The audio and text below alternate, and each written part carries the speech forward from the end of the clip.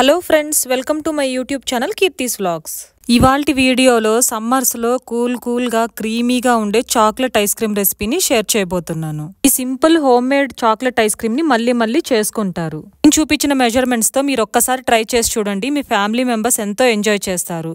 Video start చేసే ముందు ఒక చిన్న రిక్వెస్ట్ అండి. మీరు నా ఛానల్ ని ఫస్ట్ టైం చూస్తున్నట్లయితే నా ఛానల్ ని సబ్స్క్రైబ్ చేసుకొని ఈ వీడియోకి ఒక లైక్ ఇవ్వండి.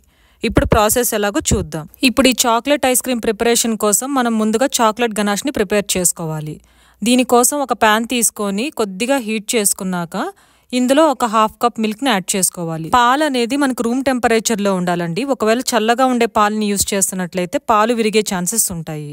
అందుకోసం నేను రూమ్ టెంపరేచర్ లో ఉండే మిల్క్ ని యాడ్ చేసుకుంటున్నాను. ఒక 2 minutes పాటు పాలని వేడి చేసుకున్నాక ఇందులో ఒక హాఫ్ కప్ ఫ్రెష్ క్రీమ్ ని యాడ్ చేసుకోవాలి. ఈ ఫ్రెష్ క్రీమ్ మొత్తం పాలల్లో మిక్స్ అయ్యే వరకు లో ఫ్లేమ్ లో చక్కగా కలుపుకోవాలి.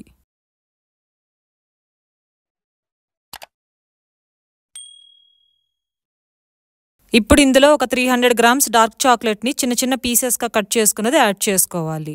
గుర్తుంచుకోండి, ఫ్లేమ్ అనేది మనకు లో ఫ్లేమ్ లోనే ఉండాలండి. ఈ ప్రాసెస్ అంతా అయ్యే వరకు చాక్లెట్ ఈజీగా బర్న్ అవుతుంది కాబట్టి కంటిన్యూస్ గా మనం స్టిర్ చేసుకుంటూ లో ఫ్లేమ్ లో కుక్ చేసుకోవాలి.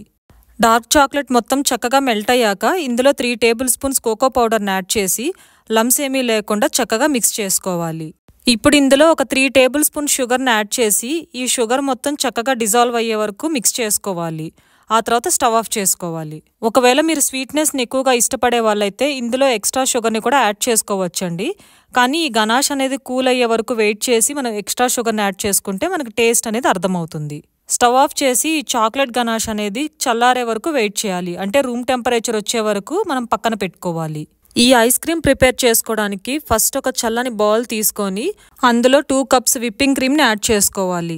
ఇప్పుడు ఈ విప్పింగ్ క్రీమ్ని ఎలక్ట్రిక్ బీటర్తో సాఫ్ట్ పీక్స్ వచ్చే వరకు చక్కగా బీట్ చేసుకోవాలి. అలాగే ఈ విప్పింగ్ క్రీమ్ని బీట్ చేసుకునేటప్పుడు డైరెక్ట్గా మ్యాక్సిమం స్పీడ్లో కాకుండా మినిమం స్పీడ్లో నుంచి గ్రాడ్యువల్గా ఇంక్రీజ్ చేసుకుంటూ మ్యాక్సిమం స్పీడ్లోకి వచ్చి బీట్ చేసుకుంటూ ఉండాలి. ఇలా ఎగ్జాక్ట్గా ఒక 3 minutes పాటు బీట్ చేసుకున్నాక స్మూత్ అండ్ ఎయిరీ టెక్స్చర్ వస్తుందండి. ఇది మన ఐస్ క్రీమ్ కోసం పర్ఫెక్ట్ టెక్స్చర్ అనమాట. అలాగే ఇప్పుడు ఇందులో 1 cup ఫ్రెష్ క్రీమ్ ని యాడ్ చేసుకోవాలి. అలాగే ఇప్పుడు ఇందులో మనం చల్లారబెట్టుకున్న చాక్లెట్ గనాష్ ని యాడ్ చేసి మొత్తం ఒకసారి చక్కగా మిక్స్ అయ్యేలాగా బీట్ చేసుకోవాలి. ఈ చాక్లెట్ గనాష్ అనేది కొద్దిగా వేడిగా ఉన్నా మనం విప్పింగ్ క్రీమ్ అనేది కొలాప్స్ అయ్యే ఛాన్స్ ఉంటుందండి. సో రూమ్ టెంపరేచర్ లోకి వచ్చాకే మనం ఈ చాక్లెట్ గనాష్ ని యాడ్ చేసుకోవాలి. మనం యాడ్ చేసుకున్న విప్పింగ్ క్రీమ్ లో కూడా లైట్ గా స్వీట్నెస్ అనేది ఉంటుందండి. ఇప్పుడు ఈ చాక్లెట్ గనాష్ ని యాడ్ చేయడం వల్ల అడిషనల్ స్వీట్నెస్ అనేది యాడ్ అవుతుంది. ఒకవేళ మీరు ఎక్స్ట్రా స్వీట్నెస్ ని ఇష్టపడే వాళ్ళైతే ఈ స్టేజ్ లో పౌడర్డ్ షుగర్ ని యాడ్ చేసుకొని చక్కగా బీట్ చేసుకోవాలి. ఇలా మొత్తం చక్కగా మిక్స్ చేసుకున్నాక ఈ ఐస్ క్రీమ్ మొత్తాన్ని ఏదైనా ఎయిర్ టైట్ గా ఉండే కంటైనర్ లోకి ట్రాన్స్ఫర్ చేసుకొని క్లింగ్ ర్యాప్ చేసి టైట్ గా లిడ్ తో క్లోజ్ చేసి డీప్ ఫ్రీజ్ చేసుకోవాలి. నేను ఇలా ఓవర్ నైట్ మొత్తం డీప్ ఫ్రీజ్ చేసుకున్నానండి. ఇలా డీప్ ఫ్రీజ్ చేసుకున్నాక పక్క రోజు మార్నింగ్ చూస్తే నాకు ఐస్ క్రీమ్ అనేది ఇలా ఉంది. చూశారు కదా, మన ఐస్ క్రీమ్ చక్కగా ఫ్రీజ్ అయ్యి చూడటానికి ఎంత క్రీమీగా ఉందో. దీని టేస్ట్ అనేది అచ్చం బయట మార్కెట్లో కొన్నట్టు చాలా ఎమ్మీగా టేస్టీగా క్రీమీగా ఉందండి. ఈ సమ్మర్లో ప్రతి ఒక్కరూ తప్పకుండా ట్రై చేయాల్సిన రెసిపీ అండి ఇది.